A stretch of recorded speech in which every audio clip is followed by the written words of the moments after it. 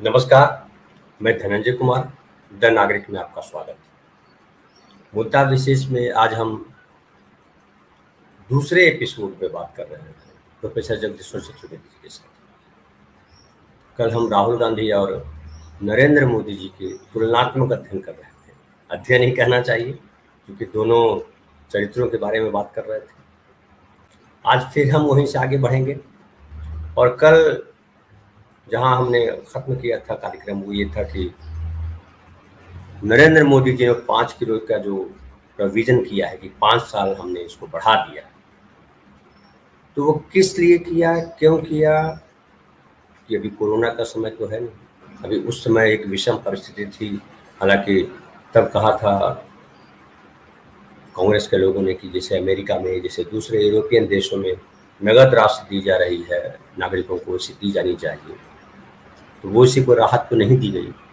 लेकिन 5 किलो अनाज उनको दिया गया और हर बार हर भाषणों में चिल्लाया गया कि 5 किलो फ्री राशन दे रहे हैं 80 करोड़ लोगों को। हालांकि ये जो फ्री राशन दे रहे हैं वो फ्री कैसे है वो मुझे कई बार समझ में नहीं आता, और वो कैसे दे रहे हैं जो नेता घोषणा कर रहे हैं, क्योंकि ये तो जनता का देश है, जनता की कमाई है, और जनता की कमाई उसके कुछ हिस्से वापस आप डिस्ट्रीब्यूट कर रहे हैं जनता के बीच। लेकिन एक गंभीर सवाल ये भी बनता है कि क्या 5 किलो अनाज की ज़रूरत है लोगों को फ्री में? और क्या ये 5 किलो अनाज से जीवन चल जाता है एक आदमी का महीने भर? केवल अनाज ही है जो आप देते हैं, चावल देते हैं या दाल देते हैं 1 किलो, 5 किलो चावल या 5 किलो गेहूँ देते हैं, 1 किलो दाल देते हैं, 1 किलो चना देते हैं, तो क्या इतने से महीने भर एक आदमी का काम चल जाता है? उसकी ज़रूरतें बस इतना है, पकाएगा कैसे उसको, रहेगा कहाँ, कपड़े पहनेगा कि नहीं पहनेगा, बीमार होगा तो इलाज कैसे होगा?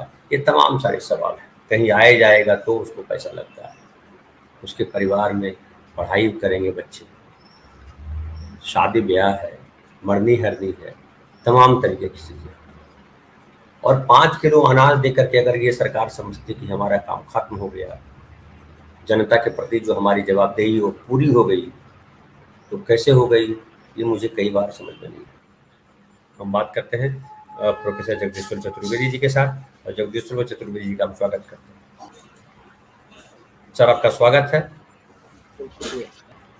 तो सर, जहां हम थे वहां से कल आगे बढ़ते हैं। ये बतलाइए कि नरेंद्र मोदी की योजना कैसी है, जनता इस पे किस तरह से रिएक्ट करेगी, आपका क्या नजरिया है? अगर ऐसा ही है तो कारण तो बताएं कि वे जो लोग हैं जिनको वो राशन देना चाहते हैं उनके शासन में आर्थिक स्थिति में सुधार क्यों नहीं हुआ तो कितने लोगों में हुआ? नरेंद्र मोदी के पास इसका कोई उत्तर नहीं है। इसलिए जो डिजिटल प्रोपेगेंडा है जिसमें के अमूर्त में चीजें आती हैं, बिना किसी लॉजिक के चीजें आती हैं, नरेंद्र मोदी की रुचि, अगर मुझसे पूछें आप कि राहुल गांधी की रुचि किसमें है, राहुल गांधी की रुचि इसमें है कि चीजों को ठोस रूप में पेश किया जाए, पहली चीज। दूसरी रुचि इसकी इसमें है कि हर चीज का उनके पास में एक असेसमेंट है। क्या असेसमेंट है?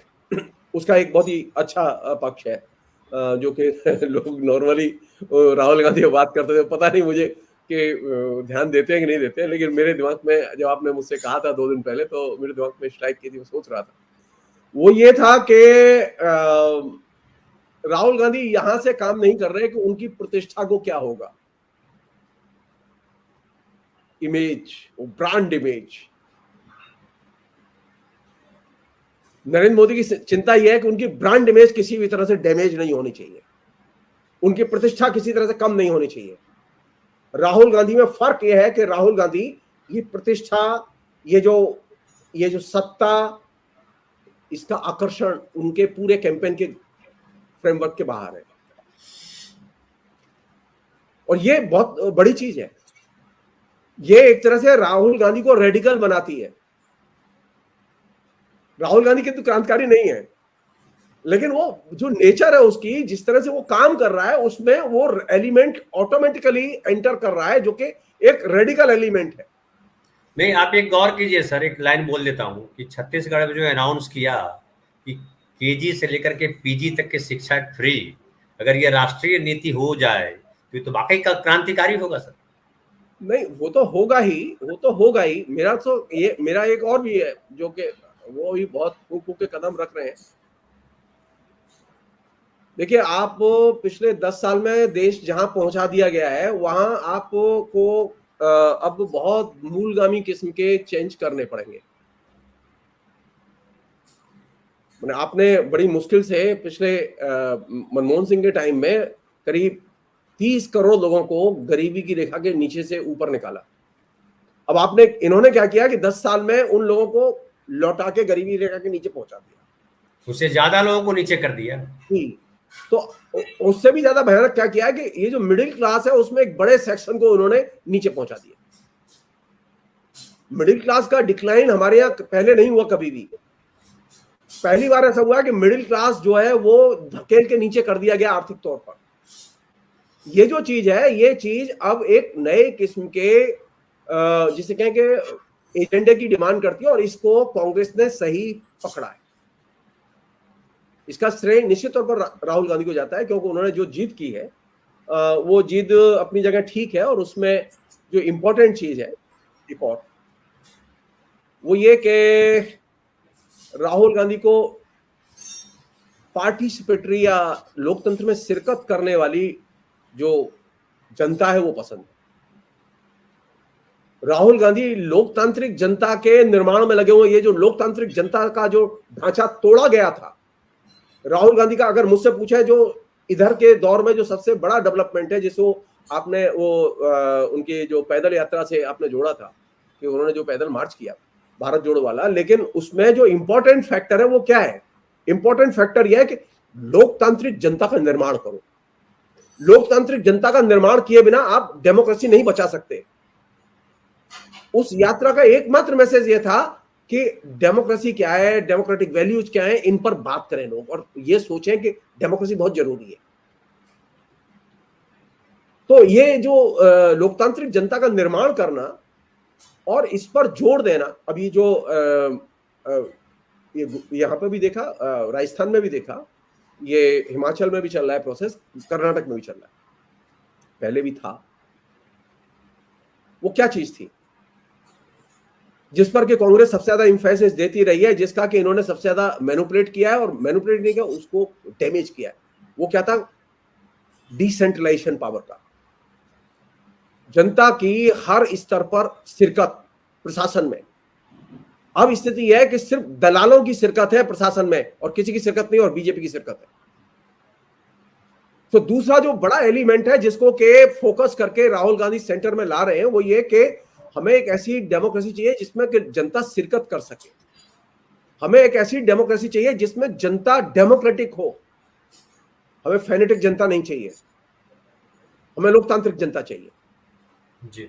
हमें शिरकत वाला लोकतंत्र चाहिए। हमें ऐसा लोकतंत्र नहीं चाहिए जो मोबाइल वाला है। नो, ये जो पार्टिसिपेटरी पॉलिटिक्स और डेमोक्रेसी में जिस तरह की शिरकत होनी चाहिए और लोकतांत्रिक जनता होनी चाहिए, इसको एजेंडा बनाया है। एक अन्य चीज है जिसको कि उन्होंने इस पूरे प्रोसेस में, दिलचस्प बात है कि राहुल गांधी कभी नॉनसेंस पर नहीं बोलते, और कभी एक भी ऐसी चीज पर नहीं बोलते जिसका कि कोई सामयिक महत्व न हो। और ये जो सामयिक महत्व के राजनीतिक, आर्थिक, सामाजिक प्रश्नों पर बोलना और जनता को साथ डायलॉग करना, वो अनेक बार अपने तरीके से जाते हैं। वो कभी कहीं मजदूरों के बीच में चले गए, कभी किसानों के बीच में चले गए, कभी कहीं जो है वो और कहीं चले गए। ये लगातार जो उनका जो तरीका स्टाइल है वो क्या है, क्यों है? वो एक चीज नहीं मान रहे इसके जरिए। वो क्या है बताइए? वो ये है कि मैं ये जो सो कॉल्ड तुमने प्रोटोकॉल के नाम पे जो नियम बनाए हुए ना, मैं इन नियमों को नहीं मानता। एक रेडिकल होने का दूसरा लक्षण ये है कि वो प्रोटोकॉल को नहीं मानते। कभी भी प्रोटोकॉल तोड़ देते हैं और चले जाते हैं, चलो मैं जलेबी खाऊंगा। अब वो सब लोग परेशान है कि आदमी जलेबी खाएगा यार, ये कहीं होता है, कहीं इतना बड़ा आदमी है जलेबी खाएगा ये, और ये क्या मतलब है, कुली का काम करने लगा। इसमें कुली का काम करना महत्वपूर्ण है उसका वो चरित्र, रेडिकल चरित्र, जिसमें कि वह किसी भी किस्म के इंस्टीट्यूशनल जो प्रोटोकॉल है, नियम है, उन्हें मानने के खिलाफ है। संविधान का उल्लंघन नहीं कर रहा है वो, क्योंकि संविधान तुम्हें ये अनुमति देता है कि तुम नए दायरे डेमोक्रेसी के निर्मित करो, और नए दायरे तभी निर्मित होते हैं जब आप उल्लंघन करते हैं। राहुल गांधी उल्लंघन ही नहीं करेंगे तो लोगों को पता कैसे चलेगा कि बड़े नेता को जनता के बीच में जाना चाहिए, आराम से रहना चाहिए, उनका अटैची भी उठानी चाहिए, उनके खेत में भी जाना चाहिए। ये जो सिंबॉलिक है, और ये एक दिन से नहीं चल रहा है, ये काफी लंबे समय से चल रहा है, अनेक घटनाएं ऐसी, मैं उसके डिटेल्स में नहीं जाना चाहता। नहीं वो जी बिल्कुल। अभी अभी हाल में जो वहाँ तेलंगाना में गए, जो ये कोयला खदान के मजदूर थे, उनसे कितनी अच्छी बातचीत की। मेरी अंतर वस्तु में रुचि नहीं है मेरी आचरण में रुचि है। वो क्यों कर रहे हैं ये? वो इसलिए कर रहे हैं कि वो ये बताना चाहते हैं कि लोगों के लिए व्यक्तिगत स्वतंत्रता बहुत महत्वपूर्ण होती है। राहुल गांधी ये मैसेज बहुत ही कॉन्क्रीटली कम्युनिकेट कर रहे हैं कि अगर तुम्हें डेमोक्रेसी बचानी है तो व्यक्तिगत स्वतंत्रता को बचाओ। मैं तुम्हारे पास आया हूं, मैं एंजॉय करूंगा तुम्हारे साथ, मैं बैठूंगा तुम्हारे साथ, मैं बात करूंगा, और ये मेरी तुम्हारी अपनी पर्सनल चीज है, सरकार नहीं आती इसके बीच में। ये जो एटीट्यूड है व्यक्तिगत स्वतंत्रता के भावबोध को पैदा, डेमोक्रेटिक जनता बनेगी कैसे? डेमोक्रेटिक जनता तब बनेगी जब आप व्यक्तिगत स्वतंत्रता का भावबोध पैदा करेंगे। डेमोक्रेटिक जनता वाला जो इश्यू है वो हम दूसरे एपिसोड में करें, क्योंकि हमने आपसे कहा था कि सर डेमोक्रेटिक जनता पे एक आप बड़ा बढ़िया शब्द दिया है, डेमोक्रेटिक जनता, इस पे बाद में कर लेंगे। हाँ, बाद में कर लेंगे, कोई दिक्कत नहीं। उसमें एक और चीज है जो मैं इससे ये चूंकि पैकेज है, इसमें एक थर्ड जो एलिमेंट है जो मुझे बहुत अच्छा लगता है, वो क्या है कि ये जो नया जो सिस्टम है जो पिछले 10 साल में नरेंद्र मोदी ने विकसित किया है, इसको काउंटर कैसे किया जाए। एक तो तरीका यह है कि आप अपनी वेबसाइट खोल दीजिए, तमाम चैनल्स खोल दीजिए। ये चैनल्स खोलना जरूरी है, वेबसाइट भी खोलना जरूरी है, लेकिन इससे भी ज्यादा जरूरी क्या है? जमीनी स्तर पर राजनीतिक सक्रियता। राहुल गांधी ने पुराने कांग्रेस के सारे ढांचे को ध्वस्त कर दिया। तो पुरानी जो कांग्रेस थी वो एकदम नेताओं की कांग्रेस रह गई थी, उसमें कोई नीचे राजनीतिक सक्रियता नहीं थी। तो राहुल गांधी का जो सबसे बड़ा कंट्रीब्यूशन है उस पूरे दौर में, वो ये है कि उसने राजनीतिक सक्रियता और ये जो प्रतिबद्धता की जो राजनीति होती है, जिसमें कि हम जनता के प्रति कमिटेड है। हाथरस में घटना हुई रेप की, हम जाएंगे। वहां किसानों का आंदोलन हुआ, हम जाएंगे। ये जो कमिटमेंट है, ये कमिटमेंट की जो पॉलिटिक्स है, ये कमिटमेंट की पॉलिटिक्स एक कांग्रेस के अंदर से एक नई चीज है। मूवमेंट की पॉलिटिक्स एक नई चीज है जो कि पहले नहीं थी। कांग्रेस तो थी शासन में, लेकिन कमिटमेंट की पॉलिटिक्स और मूवमेंट की पॉलिटिक्स, ये चीज कांग्रेस का हिस्सा नहीं रही है कभी। इसलिए ये एक नई चीज है, और ये इसने क्या किया, कांग्रेस के बुनियादी चरित्र को बदला है कि अब कांग्रेस के नेता राजनीतिक मसलों पर वो चाहे जहां हो वो अपनी ओपिनियन देते हैं, वो जाते हैं, वो एसर्ट करते हैं, वो हस्तक्षेप करते हैं, और वो फिजिकली जाते हैं। अच्छी बात यह है, मतलब वो चाहे कहीं प्रियंका गांधी चली जाती है, वो चाहे पुलिस कितना भी रोके वो चले जाएंगे, राहुल गांधी चले जाते हैं। तो ये जो चीज है, ये जो राजनीतिक सक्रियता और ये कमिटमेंट की पॉलिटिक्स, ये एक उसका एक सबसे उज्जवल पक्ष है जो कि हमें कायदे से समझना चाहिए। नरेंद्र मोदी के पास वो सारे साधन है। किसने मना किया था नरेंद्र मोदी और अमित शाह को? दिल्ली में 3 दिन तक दिल्ली में दंगे होते रहे, वो घर से नहीं निकले। उन्होंने किसी नेता को निकलने नहीं दिया। नहीं, ये पॉलिटिक्स नहीं हो सकती, ये पॉलिटिक्स नहीं हो सकती। पॉलिटिक्स तो तब है जबकि आप घर से निकलें। आरएसएस के नेता घर से निकलते कि नहीं हम दंगे नहीं होने देंगे, लेकिन उल्टा हुआ। दंगे में बढ़ चढ़ के लोगों ने हिस्सा लिया और ये लोग देखते रहे। इनको मालूम है किसने दंगे किए हैं। बंद किसको किया गया? जो दंगे में शामिल नहीं थे। राजनीतिक सक्रियता और जनता के प्रति प्रतिबद्धता, ये बहुत महत्वपूर्ण चीज है। इसने नरेंद्र मोदी के बिजाबिश राहुल गांधी को एक तरह से जिसे कहे कि परमाणु बम बना दिया है। वो हर जगह चला जाता है और ये प्रधानमंत्री होकर भी कहीं नहीं जा पाते। इनके पास सारी सुविधाएं, इनके पास अपना फर्स्ट क्लास फ्लाइट है, प्लेन है, सब कुछ है, लेकिन ये नहीं मूव कर पाते। क्यों? क्योंकि दिमाग में डिजिटल डेमोक्रेसी बैठी हुई है, रियल डेमोक्रेसी नहीं। नरेंद्र मोदी और राहुल में ये बुनियादी अंतर है कि नरेंद्र मोदी डिजिटल में रहते हैं और राहुल गांधी रियल में रहते हैं। और ये जो चीज है, इसने एक जाहिर है कि राहुल गांधी को धीरे धीरे तराश के एक तरह से खड़ा कर दिया है सामने। एक अन्य चीज है जिस पर के कायदे से सोचे हम लोग, नरेंद्र मोदी से जो डिसएग्री है उनसे नरेंद्र मोदी बात नहीं करते, कभी बात नहीं करते। अब ये हो ही सकता है ना कि भाई मणिपुर में हो रहा है, आप बुलाएं सोनिया गांधी को, बुलाएं, पूछो उनसे, उनकी सलाह माने। नोटबंदी की है, उन्होंने जो कहा है उनकी सलाह माने। कोरोना के बाद में जो तबाही मची, उसके बाद में जो उन्होंने कोई प्रॉब्लम हो रही है तो उनकी सलाह माने, आप सुने नहीं। नरेंद्र मोदी किसी की बात सुनते ही नहीं है। जो उनसे मत भिन्नता रखते हैं या जो उनकी आलोचना करते हैं उनको वो नोटिस ही नहीं लेते। डेमोक्रेसी में ये नहीं चल सकता। अब राहुल गांधी का खेल देखिए। राहुल गांधी ने जो इंडिया अलायंस जो पूरा बना है, उसमें तमाम वे लोग हैं जिनसे कि राहुल गांधी के विचार नहीं मिलते। यानी जिससे आपके विचार न मिलते हो उसके साथ में संवाद कर सको, उनके साथ में बैठ सको, एक कॉमन एजेंडा इवॉल्व कर सको, ये चीज राहुल गांधी की लोकतांत्रिक पॉलिटिक्स के लिहाज से बहुत मूल्यवान चीज, जो कि मोदी में नहीं है। मोदी को मौका दिया गया है, लेकिन मोदी ने इस मौके का फायदा नहीं उठाया। वो ये कर ही सकते थे कि नहीं, बहुत क्राइसिस है, मैं रोजगार नहीं पैदा कर पा रहा हूँ, बताइए मुझे क्या है, मैं जो कहेंगे मैं करूंगा। अरे भाई, बहुत सारे लोगों की सलाह मान रहे हैं आप कारपोरेट हाउसेस के, तो एक मतलब सोनिया गांधी की सलाह मान लेते तो क्या नुकसान हो जाता देश का। लेकिन नहीं, क्योंकि आपके दिमाग में क्या है, मुझे अन्य से बात नहीं करनी, जो जिससे मेरी विचार भिन्नता है उससे बात नहीं करनी। और ये वो जगह है जहां से कि डेमोक्रेसी ब्लॉक हो जाती है। और राहुल गांधी इस ब्लॉक डेमोक्रेसी को खोल देते हैं। शिवसेना जिसके साथ में कभी अलायंस की संभावना ही नहीं थी, वो उनके अलायंस में है और मजबूत अलायंस है। जी, मैं क्यों कह रहा हूं इस बात को कि ये जो विरोधी विचार के लोगों को डायलॉग करके साथ लाना।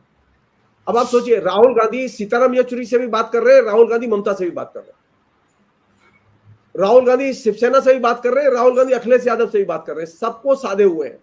अच्छा, वो क्यों? सिर्फ एक चीज, संवाद। डेमोक्रेसी में संवाद बहुत महत्वपूर्ण है और ये वैल्यू भी है, ये खाली बातचीत का तरीका नहीं है। तो आप अगर डेमोक्रेसी का एक नया फॉर्मेट डेवलप करना चाहते हैं तो संवाद तो बहुत जरूरी है, और खासतौर पर उसके साथ संवाद जरूरी है जो आपसे विचार गत एकता जिसकी नहीं है। एक अन्य चीज है जो कि कायदे से हम लोग सोचें, आपने एक चीज नोटिस की होगी कि राहुल गांधी ने कांग्रेस अध्यक्ष का पद छोड़ दिया, और कांग्रेस का अध्यक्ष पद छोड़ने के बाद में वो और ज्यादा फ्री हो गए और कांग्रेस से कह दिया कि तुम जो चाहो निर्णय लो और जिसे चाहो अध्यक्ष बनाओ, मुझे कोई समस्या नहीं, मैं काम करूंगा एक्टिव पॉलिटिक्स में, क्योंकि ऑफिस में बैठ के मेरे बस की नहीं है काम करना। और इसमें जो चीज उन्होंने इंपॉर्टेंट चीज डेवलप की वो ये कि जो कांग्रेस की लीडरशिप है उसमें एक ऑटोनॉमी रहे, चाहे वो स्टेट की लीडरशिप हो चाहे वो सेंटर की लीडरशिप हो, या वो दूसरे लोग हों जो कि जनता में उनके साथ जुड़ते हैं, साथ आते हैं और पार्टी के लोग हैं। तो एक लोकतंत्र में स्वायत्तता का प्रवेश और स्वायत्तता का वैल्यूज और स्वायत्तता की आदत या संस्कार को उन्होंने एक तरह से कल्टीवेट किया है, और जो मुझे बहुत ही अच्छी चीज लगती है। आप डिसएग्री कर रहे हैं, ममता है, कोई दिक्कत नहीं है, ममता से बनती नहीं है राहुल की, उनकी सोनिया से बनती है, लेकिन इसके बावजूद राहुल खुश है, कोई दिक्कत नहीं है। ये जो चीज है कि स्वायत्तता को मानना, मत भिन्नता को मानना और इसके बावजूद संवाद करना और एक जगह आना, और जिसे हम लोग कहते हैं राजनीतिक व्यवहारवाद।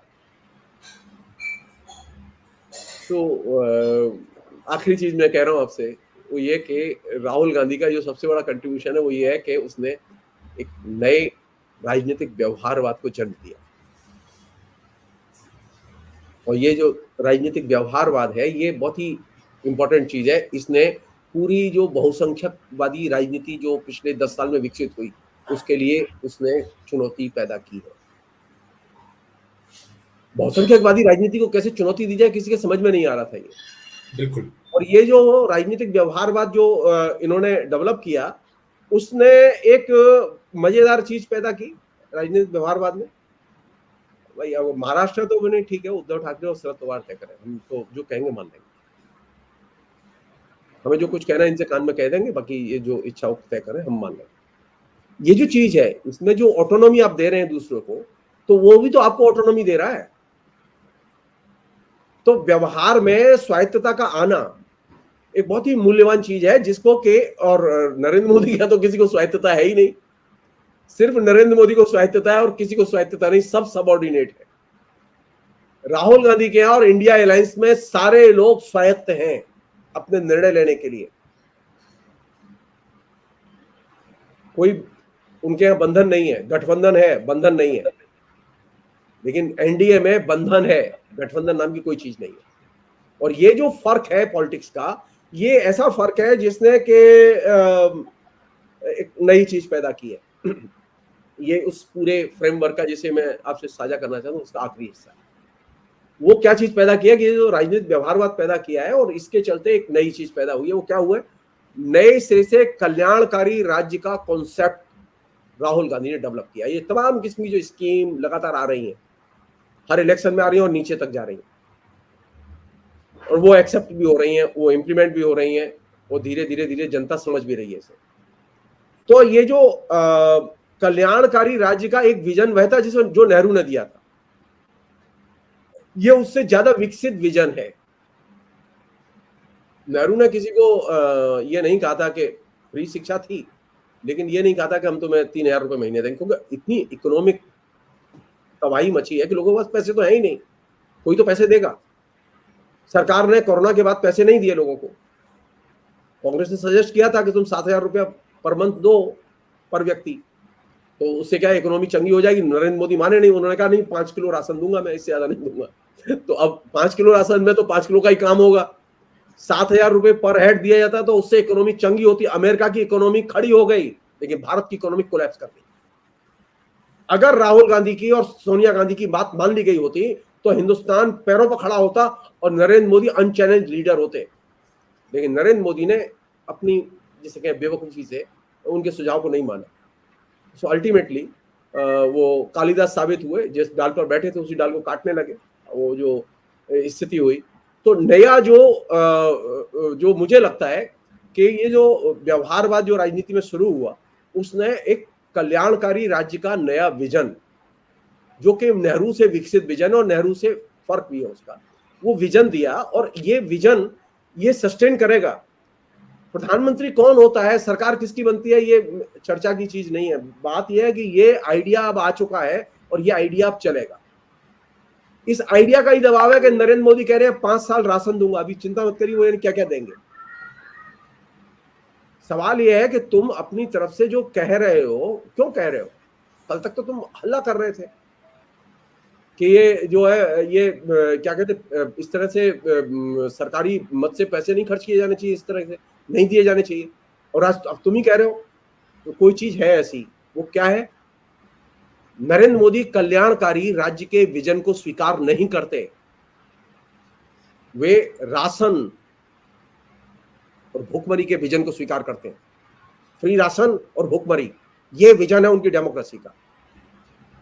जबकि जो राहुल गांधी जो जहां से सोच रहे हैं, वहां से चीजें रिवाइव होंगी, क्योंकि लोगों के घर अगर राशन भी पहुंचेगा, पैसे भी पहुंचेंगे, बच्चे फ्री में पढ़ेंगे, तो जाहिर है कि इकोनॉमी सस्टेन करेगी, बाजार में पैसा आएगा, सर्कुलेशन में आएगा, इंडस्ट्री भी खड़ी होंगी, लोकल इंडस्ट्री भी खड़ी होंगी, दुकानदारों की भी एक तरह से इनकम बढ़ेगी। आखिरी चीज जो ये कह के हम बातचीत यहीं रोकेंगे, वो ये कि नरेंद्र मोदी के जमाने में अधिकारहीन लोग जो है और अधिकारहीन बने, और ये टारगेट पर है राहुल गांधी को कि अधिकारहीन लोगों को अधिकारवान बनाना। ये जो औरतें हैं इनको मदद दे रहे हैं ना, बेरोजगार लड़के, ये जो बच्चे नहीं पढ़ पा रहे उनके लिए वो जो आप कह रहे हैं ना केजी से पीजी तक फ्री शिक्षा, ये जो अधिकारहीन लोगों को अधिकारवान बनाना, ये जो चीज है, ये चीज अल्टीमेटली डेमोक्रेसी के चरित्र को बुनियादी तौर पर बदल देगी। लोग भूल जाएंगे कि नरेंद्र मोदी नाम का कोई प्रधानमंत्री था। अभी परसों सर वो वहां बोल रहे थे, मैं सुन रहा था राहुल गांधी को, कल या परसों छत्तीसगढ़ में, बस्तर में, कल ही शायद, वो बड़ा अच्छा एक उदाहरण दिया कि हम आपको पैसे दे रहे हैं, आप पैसे से क्या करोगे, आप गांव में ही खरीदोगे ने, गांव में जो दुकानदार है उससे अपने लिए सामान खरीदोगे, तो किसको फायदा होगा, आपको फायदा होगा, और गांव का जो बिजनेस है उसको फायदा होगा। तो इतना अच्छा वो बतला रहे थे, आप जो कह रहे हैं वही था सर, तो राहुल गांधी ने ये तो किया है, बिल्कुल सही। एक अन्य चीज है, एक अन्य चीज उसमें एक और भी है, एक है जनता। अब फ्री राशन देंगे तो आपने क्या किया, फ्री राशन दे क्या किया आपने, जनता के ऊपर तो कोई जिम्मेदारी नहीं है। राहुल गांधी जब पैसा दे रहे हैं और सारी सुविधाएं दे रहे हैं और कहते हैं पढ़ो तुम, जनता की जिम्मेदारी बढ़ाना, ये जिम्मेदारी का भाव जनता में पैदा किया जाए, और ये नरेंद्र मोदी जिम्मेदारी को, रेस्पॉन्सिबिलिटी जो जनता की है डेमोक्रेसी बचाने की, उस रेस्पॉन्सिबिलिटी को अपहृत कर लेना चाहते हैं। ये तो बहुत ही बड़ा फर्क है। तुम्हें 3,000 रुपए मिलेंगे, तुम जो इच्छा हो खर्च करो, ये मेरा सिरदर्द नहीं है तुमने क्या किया इसका, तुमने खाना खरीदा, तुमने बच्चों के लिए कपड़े खरीदे, तुमने क्या किया, ये मेरा सिरदर्द नहीं, तुम खरीदो। इसमें क्या है कि जनता के अंदर एक जिम्मेदारी का भाव पैदा करना और प्रशासन में शिरकत, सत्ता में, जब वो 3,000 रुपए मिल रहे ना, वो सत्ता में शिरकत महसूस करता है अपनी, और ये जो उसके अंदर जो जिम्मेदारी का भाव है, ये तो राहुल गांधी के बेजाबिज जो लोग बीजेपी के कैंपेन कर रहे हैं उनका तो सिर्फ ये समर्थन दो, वोट दो और घर जाओ। कांग्रेस या राहुल गांधी की पॉलिटिक्स के एकदम अपोजिट है, समर्थन दो, वोट दो और बाद में भी एक्टिव रहो, राजनीति में एक्टिव रहो और डेमोक्रेटिक ढंग से एक्टिव रहो। ये जो चीज है, ये इसमें और नरेंद्र मोदी के दृष्टिकोण में बहुत बड़ा फर्क है। और ये जो फर्क है इसको नरेंद्र मोदी और राहुल गांधी एक और कंपैरिजन करके छोड़ दूं मैं, वो बातें बहुत सारी है। वो ये कि राहुल के लिए जनता को जनतंत्र दो, और नरेंद्र मोदी के लिए जनता को 5 किलो राशन दो। और ये जो बुनियादी अंतर है, ये अंतर नरेंद्र मोदी के बिजाबिज राहुल गांधी को ज्यादा ताकतवर बना रहा है, और ये और ज्यादा ताकतवर बनाएगा, क्योंकि ये चीज बढ़ेगी घटेगी नहीं। इलेक्शन में रिजल्ट कुछ भी आए, लेकिन ये जो मुद्दा आ गया है और ये जो विजन आ गया है कल्याणकारी राज्य का, नया विजन जिसको के राहुल गांधी ने दिया है, ये एक तरह से राहुल गांधी को और कांग्रेस को और ज्यादा मदद करेगा। बाकी लोग भी मजबूर होंगे इस एजेंडे के इर्द गिर्द जमा होने के लिए, क्योंकि इससे किसी का विरोध नहीं हो सकता। यहां तक कि मैं आपको बता रहा हूं, मेरा अनुमान है आरएसएस की रैंक एंड फाइल में भी दरार पड़ेगी, क्योंकि जनतंत्र तो उन्हें भी चाहिए, उनकी भी डेमोक्रेसी छिन गई है जब से मोदी आए हैं, उनके पास डेमोक्रेसी नहीं है। वो हिपोक्रेसी में रहते हैं कि हम मोदी के साथ हैं, रियल में वो मोदी को चाहते हैं कि वो एकदम जितनी जल्दी हो सके जाए। तो राहुल गांधी जब जनता को जनतंत्र देने की बात कहते हैं, तो उससे आरएसएस में भी दरार पड़ने की संभावनाएं बढ़ गई हैं, और ये चीज लोकतंत्र के लिए स्वागत ही होगी। जी, तो बहुत बहुत धन्यवाद सर, और आपने बात की, और आप जो प्रोग्राम देख रहे हैं, आप लोगों का बहुत बहुत धन्यवाद।